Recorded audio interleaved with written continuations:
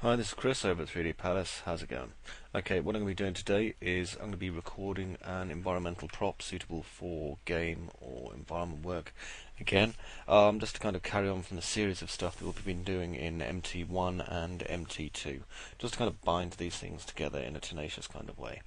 Okay, so first of all, I'm going to look at the image that we've got for this. I'll just drag it across. This is the concept art that was done by SolarKid, and I'm going to be using this as the basis for what we're doing. I'm just kind of focusing on shape, form, function. So, if you want to have a look at that, that's just in the MT3 development thread in the tutorial development forum.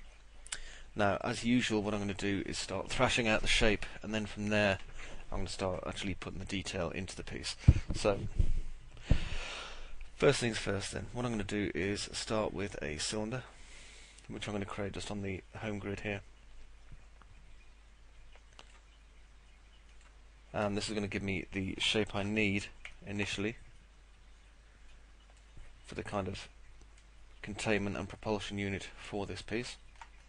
Now, compared to edible poly, I don't tend to use tubes too often as primitives, so if you're kind of wondering why I'm not using a tube, it's just because I tend to prefer using these wherever possible.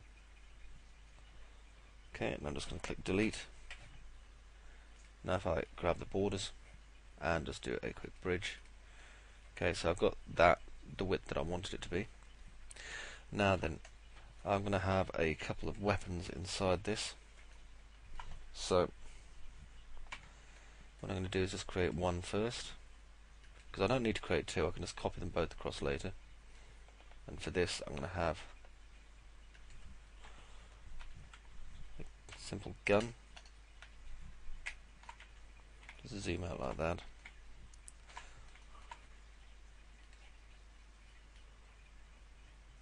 Which is going to come to there. Now the idea of this is that it's going to kind of fold up into here. So, just going to look at the shape here. And another thing, if I just bring this across, I want to look at the mechanics of how this is being held inside of here. So first of all, let's get the basic shape of the guns together.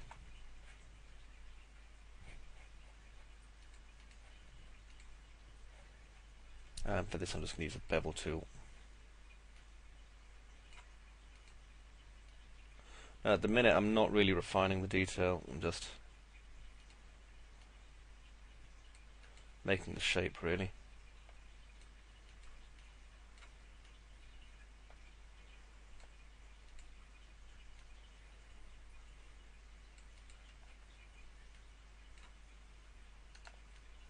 Like so. Just using the bevel tool. Okay, so we can see how much these need to be kind of sunk into this for this to work. They're a bit like drones really, these things. They're supposed to be turrets, but they'll detach. Whatever they're attached to, just float around and shoot at you, which is cool. Okay, now let's work on the attachment system for this.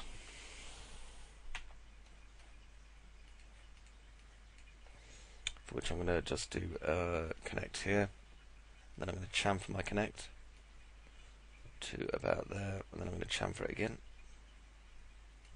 That way I'll get a shape I want. And on the top here, I'm going to grab here, here, and here. Here, and remember this is all about roughing the shape out, yeah? I'm going to extrude these by 0. Bring them up, and then just use the scale tool to flatten them on the Z-axis. Remember, if you're not using Max to follow along, you might be doing this on scaling on the Y-axis, because Max is weird about its axis. Okay. Next, do a quick bevel.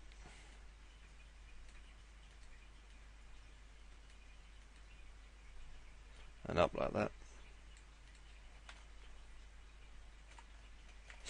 Okay, now what I'm going to do is just hide this part off.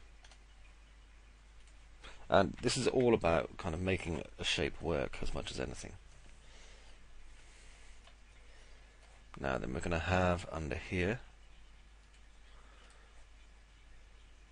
if I can just get the box here to work, this part's going to come and bend up over to here in that shape, and then this part kind of clips on the back of it. So how to make that work? Well, a couple of ways. Easiest way though is just to make a box. Try and get it the right width.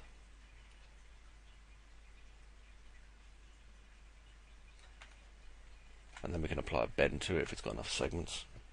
Another option is, you can take this one, take these 3 segs here, and extrude them. And again,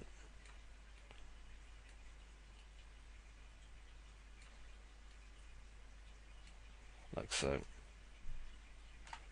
Maybe a bit more. Okay, and now I'll grow them. Then detach.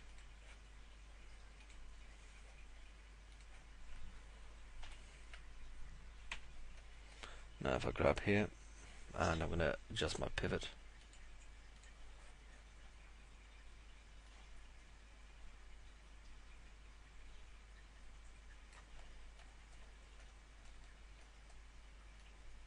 Get it in the right place. There we go.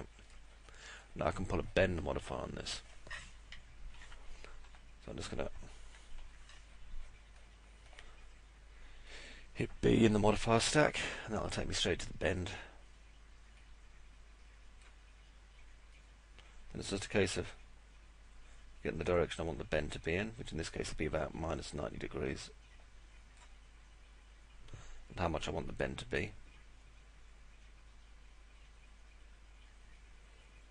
There we go. That should do it. Now what I can do is attach these 2 parts together.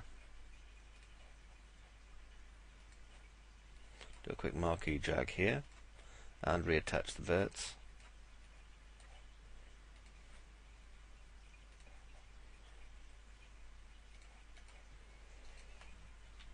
Okay, now over here.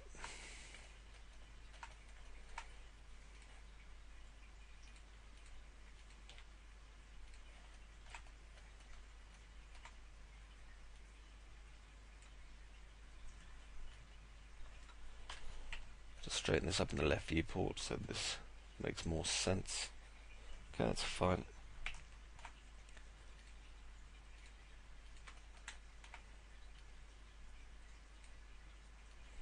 Then move that to about there, just where the bounding box starts to move. Then I just need to grab these 6 polygons, and all I'm going to do is just bridge them.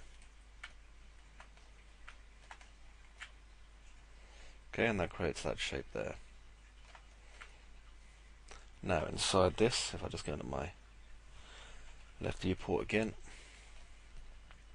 what I'm going to do is just create a second cylinder, which I'm just going to pull out to about here. It doesn't matter that it's intersecting on this one.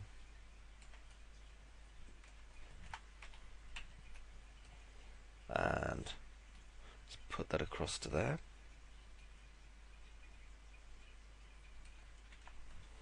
Drop into perspective. I don't need that many polygons, so let's see. I'll bring this down to 12 sides. Convert to editable poly.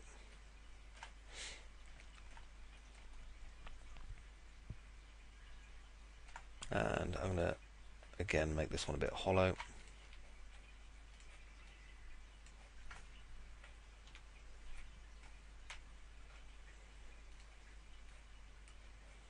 And just bridge that.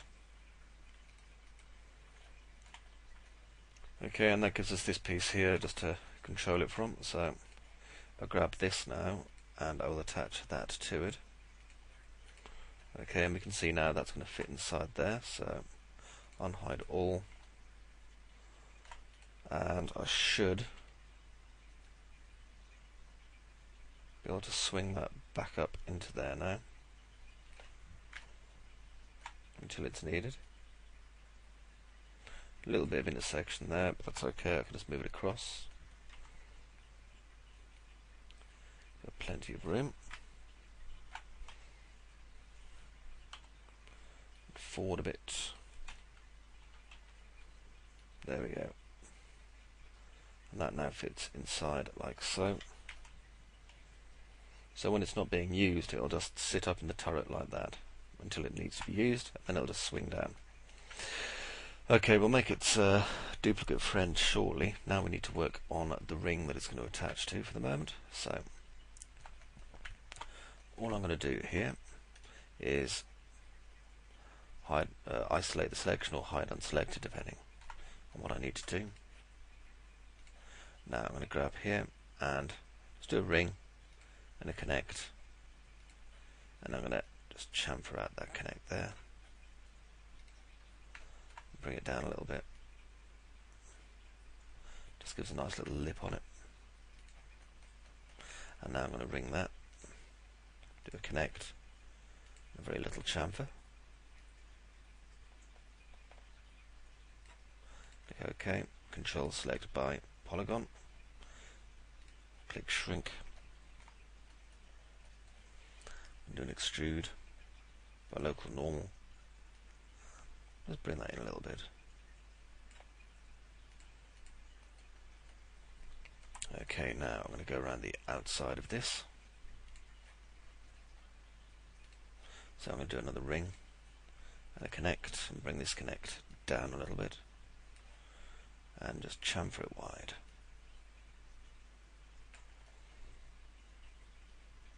Okay, now click select by polygon with the control selected.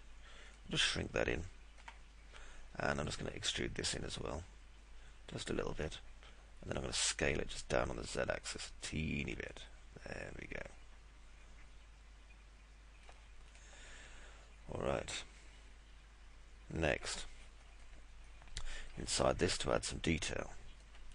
Again, we're just working from the plans that we were given by Solar here, so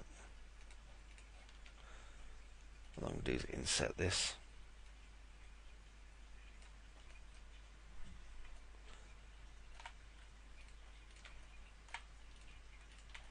Like so.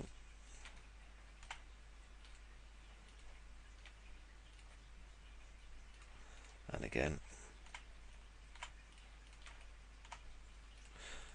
If I'd wanted to make this even, I should really have done 20 sides, I don't mind.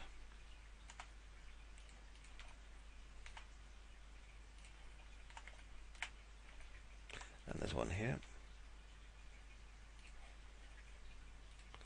Next, I'm going to go and select all these. One's been done twice. There we go.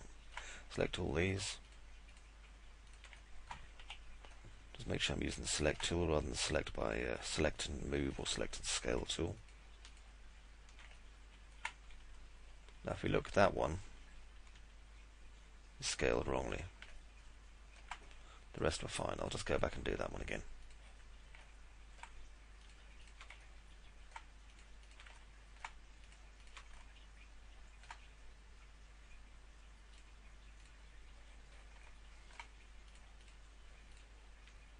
There we go. Right, now as I was saying, don't be afraid to Control and Z. That's what undo's for.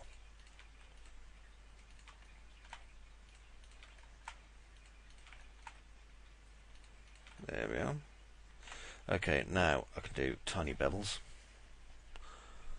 Not too much, just a little bit.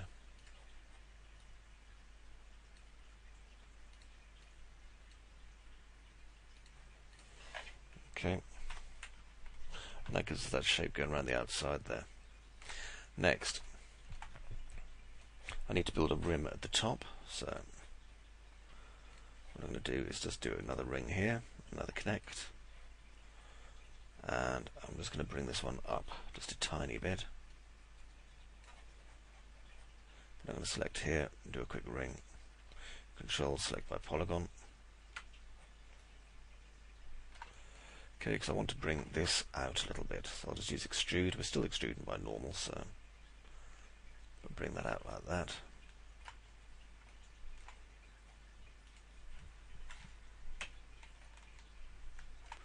And then all I'm going to do is take here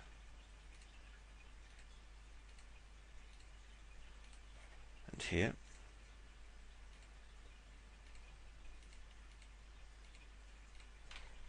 like so, and I'm going to extrude those up.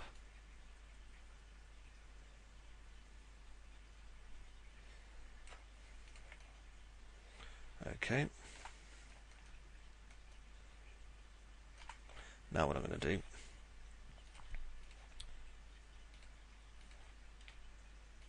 just do some connects here and here, and there. That'll make this a little bit easier, because then I can just use target weld, because you can't really uniformly scale these pieces in, but you can do this.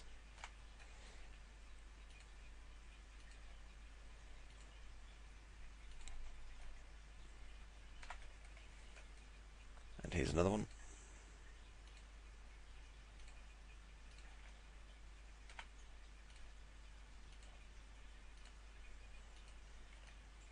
Okay, so now you can see that we've got the edge pieces coming in here. Now on the outside here we have to start making some buttons and things to attach onto it. So at the minute we're working in a nice low poly. If we were to smash a mesh smooth onto that, as you can see, it smooths quite nicely. Now then, on the outside of this, let's have a look at some buttons. Now, rather than actually applying the buttons onto this as a part of the mesh, I'm going to apply them as separate objects.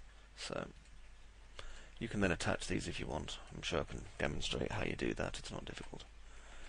Now all I'm going to do is just create a cylinder. And I'm putting it on this so I can see it easier and show you it easier. So I just create a small cylinder here, 12 sides. Convert to edgeable polygon. And just select that there. Now, it's quite small, so be careful what I'm doing here.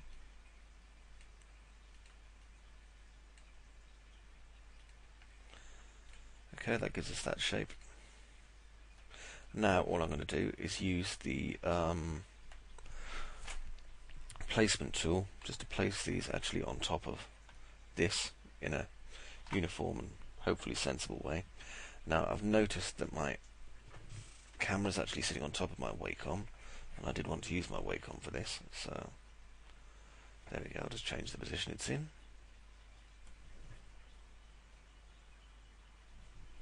There we are. And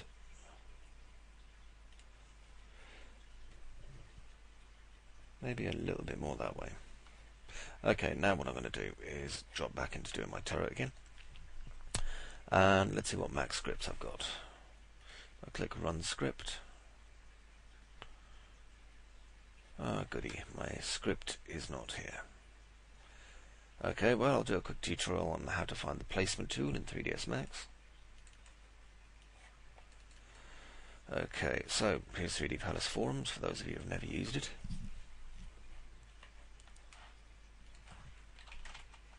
Placement tool. Okay, now we just wait.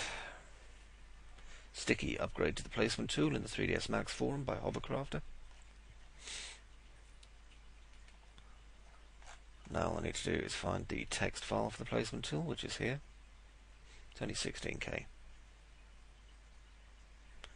It'll slowly open in Windows 7's WordPad replacement.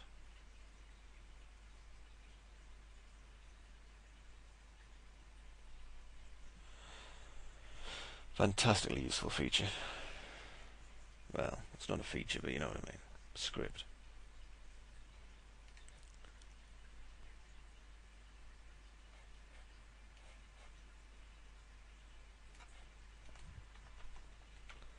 There we are.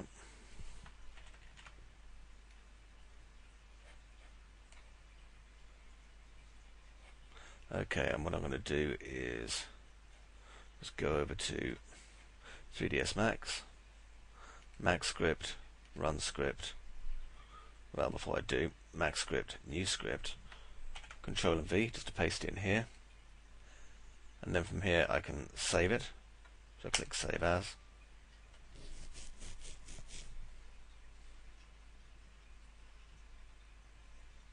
And then I can choose what to save it as. So, for example, if I ditch it in my projects folder here, and I'll call it Placement Tool.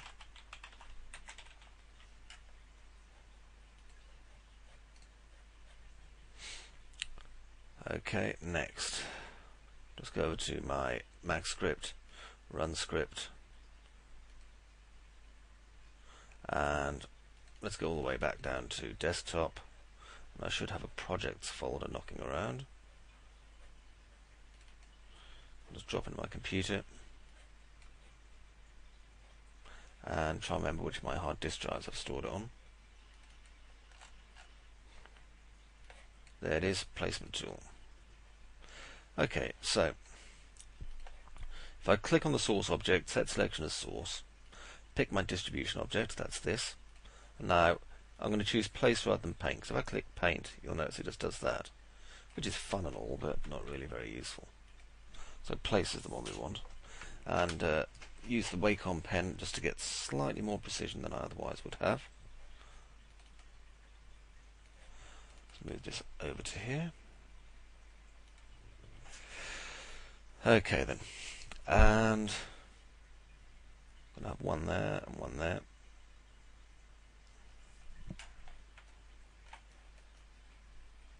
Just allows for a nice precise kind of placement of detail.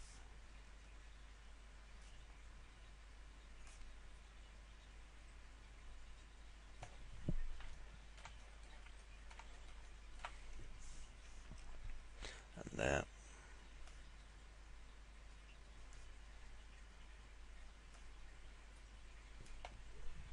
And if one's slightly out of position, just do a Control Z and place it again. Very simple. Now over here, these are method of attaching it together. These sockets I neither know nor care particularly. They just look nice.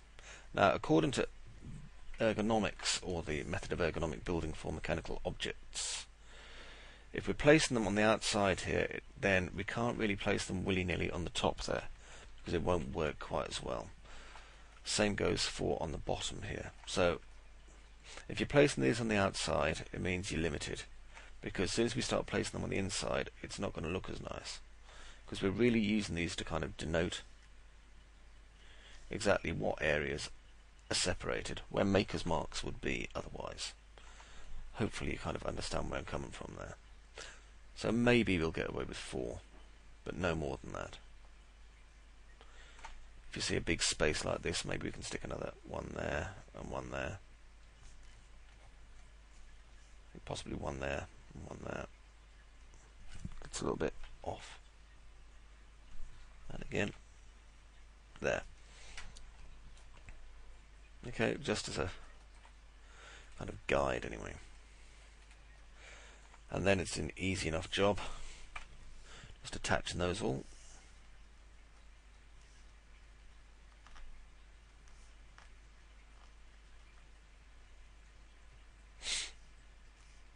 You'll notice I've got a floater there. I think that's the original one.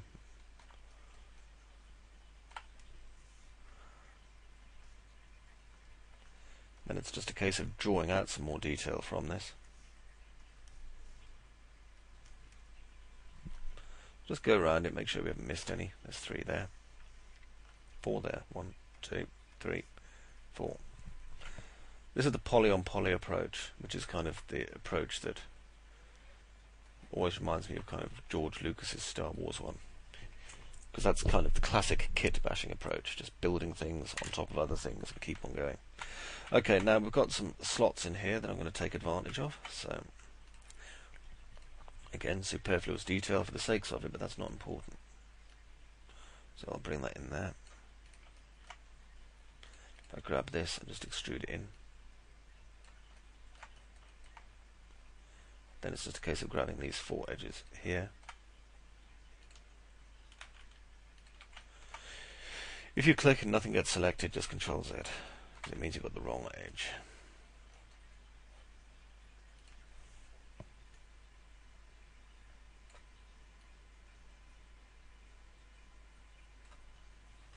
Okay, just round that out. See how that's rounded now?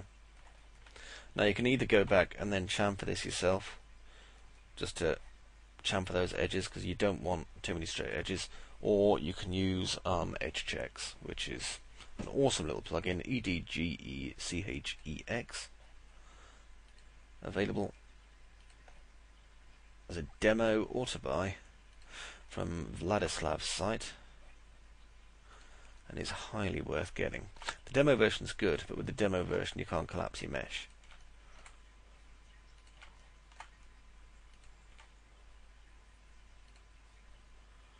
Sometimes it's good just using the spinner to get an accuracy here.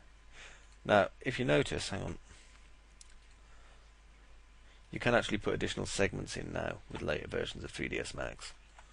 So, if I bring that up and throw some more segments in, you'll see that it will automatically start to curve my surface for me. Yeah?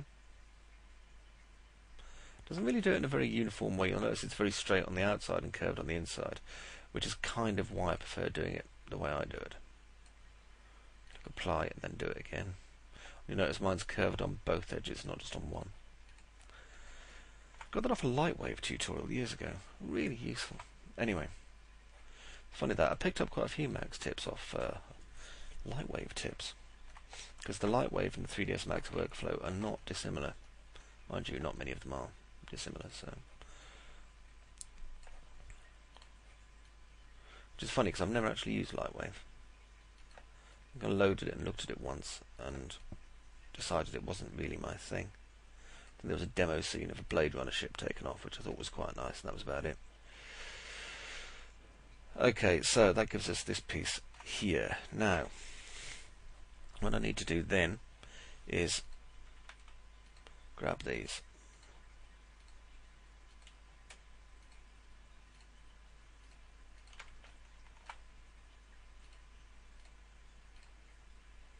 Just the entire ring of polygons around the top. Now, I could either grab these manually, or, it occurs to me now, I could have just selected one of the edges, done a ring, and then Control Select by Polygon. However, hindsight is always a wonderful thing. Okay, so I'm just going to shift these up a teeny bit and clone to Object rather than to Element. Now, time to use some naming conventions. Turret, top, mount.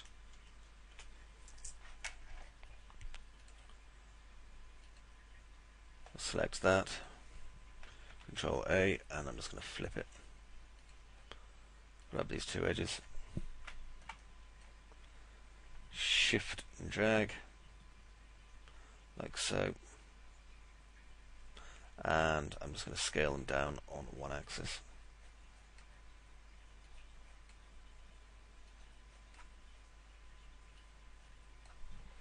There we are. A little bit higher.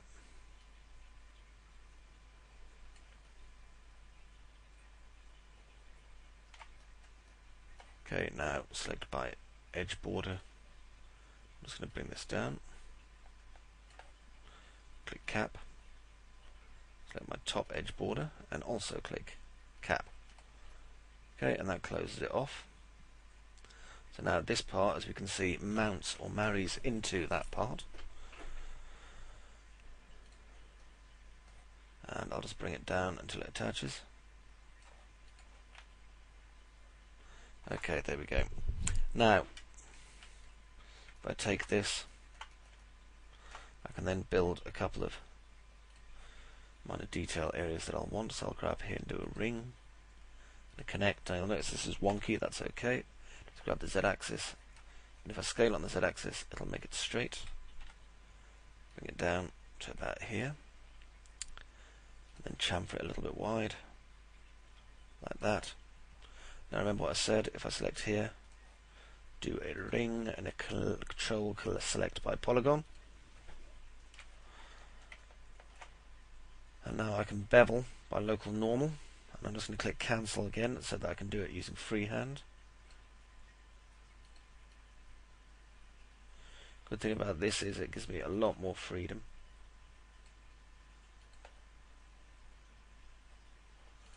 Okay, and that gives me that nice little piece there going around the outside. Now I don't want to over detail this piece, so what I'm going to do is I'm going to use my placement tool again, but I'm going to have some larger pieces. So I'm just going to draw out one. This time I'm not going to bother using a guide template. Zoom in on it, convert to editable poly. Now I don't actually need the back poly on this, so if I just grow it, control line delete the back poly, it means that, I'm never going to see it, and I don't have to actually have it in my poly count. Now, little bevel.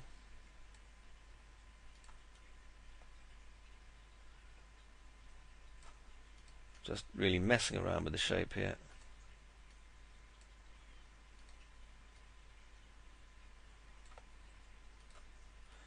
Like so. And that gives me that. Now if I just open up my little window at the bottom here, there she blows, and I'm going to set this selection here as my source. Once I've turned off select by polygon. Okay, so that's my source, and I'm going to use this new cylinder as my placement object. Now then, if I'm assuming that this is the front, i.e. these two polygons here,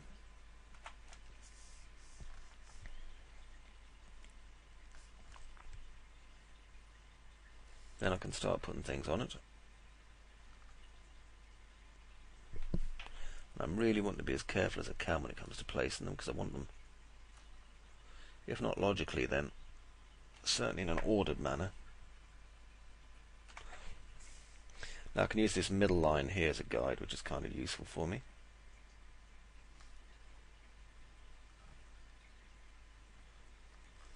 What are these? Probably lights, who knows?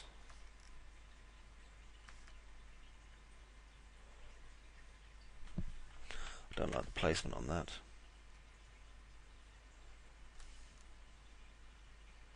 There, that's better.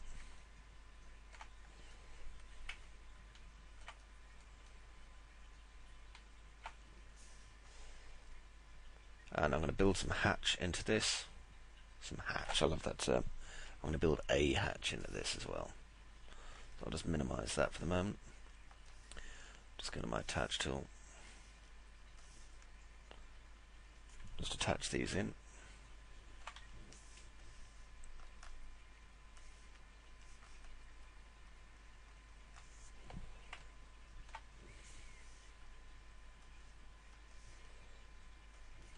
There we go.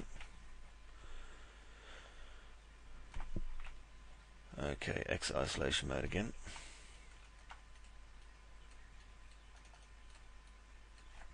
Let's delete that piece off.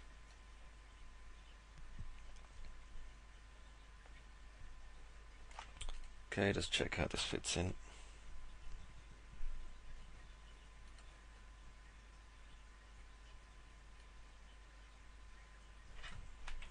So I'm just really sizing this out.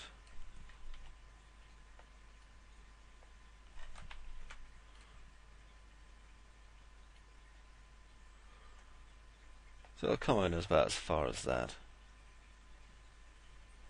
which is fine.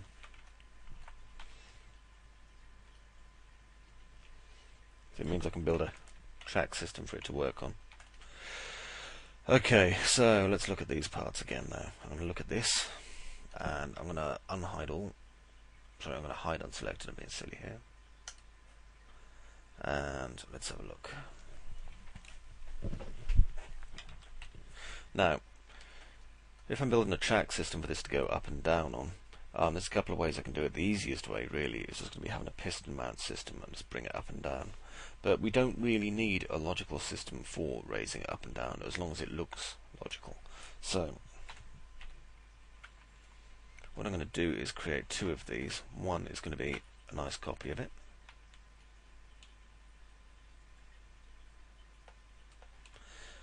which I'll instance. They're both going to be attached together anyway. Now, I'll make a cylinder, and I'm going to use auto grid. And I'm just going to bring the cylinder out from here, just until it intersects with this. So just the intersection point, yeah? Bring that to about there. And I can check on my left viewport, just to see if it's lining up or not. Just doing this by eye.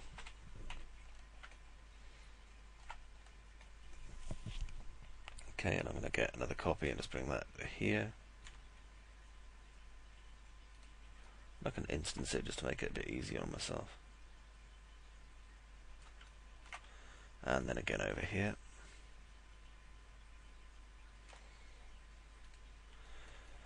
Okay. Now,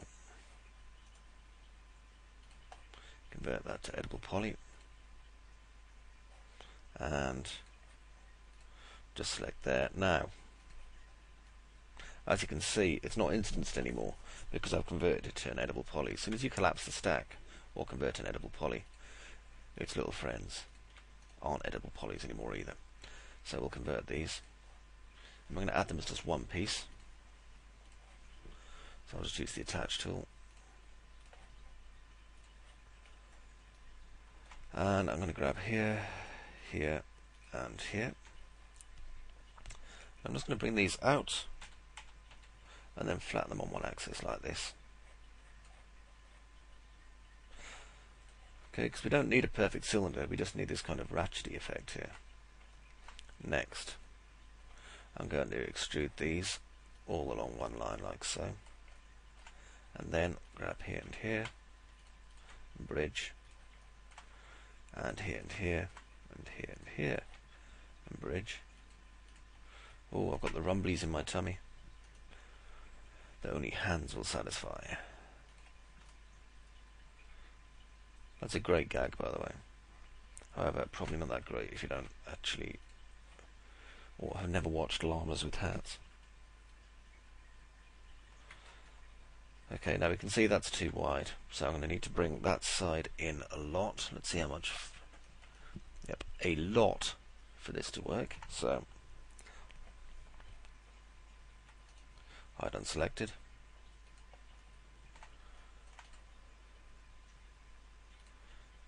And I'm going to grab these there and just bring that right the way in to there.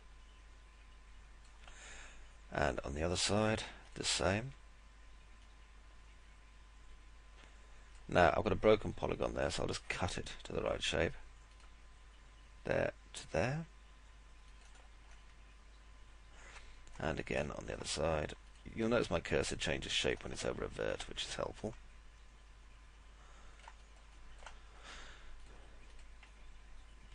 Okay, now, over here, what I'm going to do is grab this,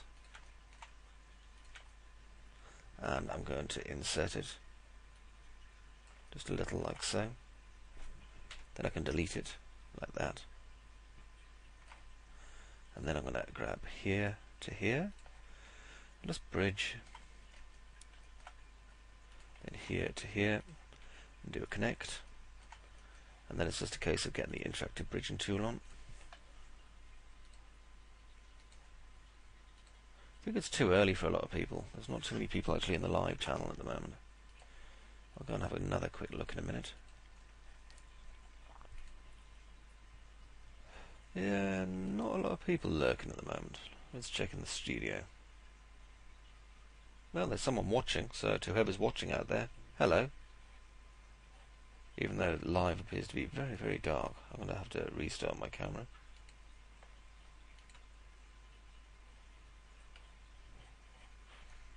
Yeah, I'm not 100% sure it's actually showing what's going on the screen.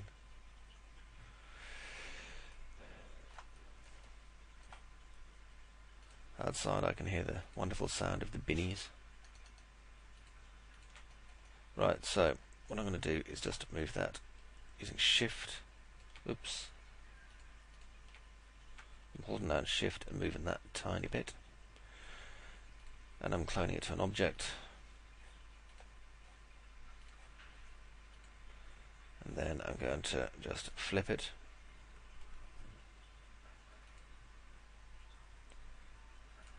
And then grab by border, Shift and drag. Just to about there. And then I'm going to cap it. Well, bridge it again using the bridge tool.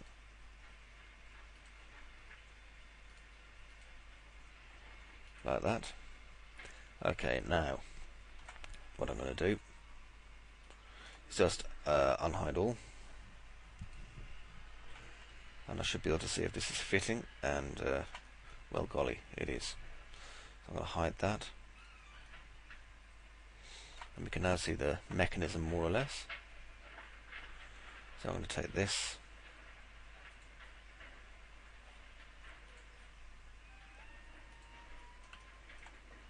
and I'm going to move that to about there. Now then, I need to do something clever in order to have this actually work, because obviously we want this to be a kind of rail that this is going to be going up. So what I'm going to do, just look at this piece for a moment. So I'll just isolate it.